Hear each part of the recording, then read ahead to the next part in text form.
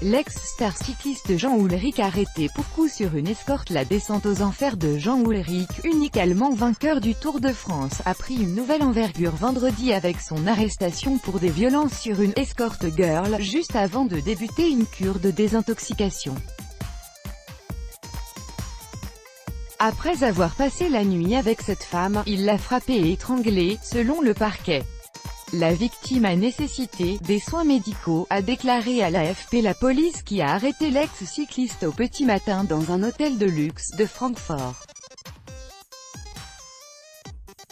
Actuellement en garde à vue, Ullrich, 44 ans, était sous influence de l'alcool et de drogue lors de son arrestation, a précisé la procureure Nadja Niez, si bien que l'intéressé n'avait toujours pas été entendu en début d'après-midi. Une enquête est en cours pour tentative d'homicide, coups et blessures dangereuses, mais le parquet ne voit à l'heure actuelle pas d'indices graves indicatifs d'une tentative de meurtre, et, donc de raison de le placer en détention provisoire, a-t-elle ajouté, alors qu'un juge doit trancher cette question vendredi.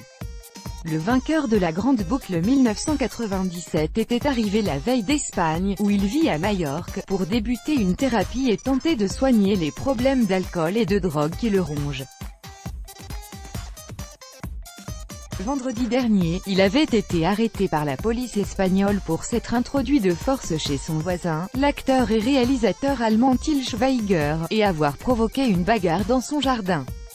Après sa garde à vue, il avait déclaré dans les médias allemands que cet épisode avait été le déclencheur pour le conduire en cure et par la suite revoir ses 3 enfants dont la mère a la garde depuis la séparation du couple fin 2017. Selon la presse allemande, il a reçu la semaine dernière le soutien de son grand rival sportif, l'Américain Lance Armstrong.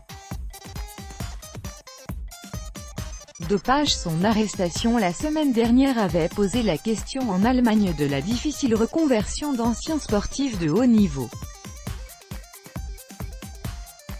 Ces dernières années, des champions à l'instar du footballeur Diego Maradona ou du golfeur Tiger Woods, tous deux confrontés à des problèmes d'alcool et de drogue, ont souvent défrayé la chronique.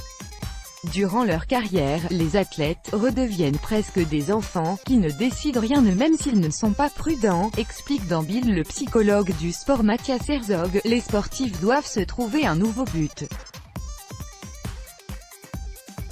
Avant, ce qu'ils faisaient et ce pourquoi ils le faisaient était clair pour eux. Mais maintenant, ils ont besoin de nouvelles tâches et d'un nouveau sens à donner à leur vie. S'ils ne le trouvent pas, la chute commence, ajoute-t-il. Monstre de puissance, rouleur hors pair, Jean Ullrich était promis à un immense avenir mais a été plombé par son inconstance et finalement convaincu de dopage.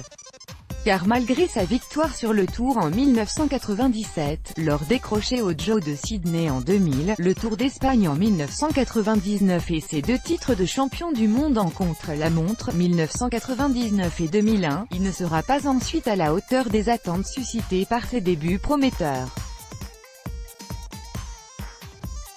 Formé dans l'ancienne Allemagne de l'Est, le natif de Rostock se laissera rapidement dépasser par ses excès.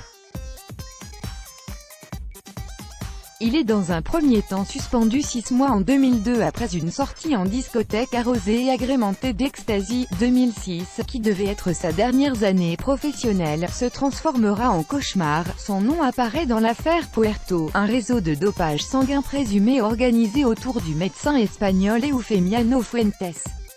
Il est exclu du Tour de France la veille du départ.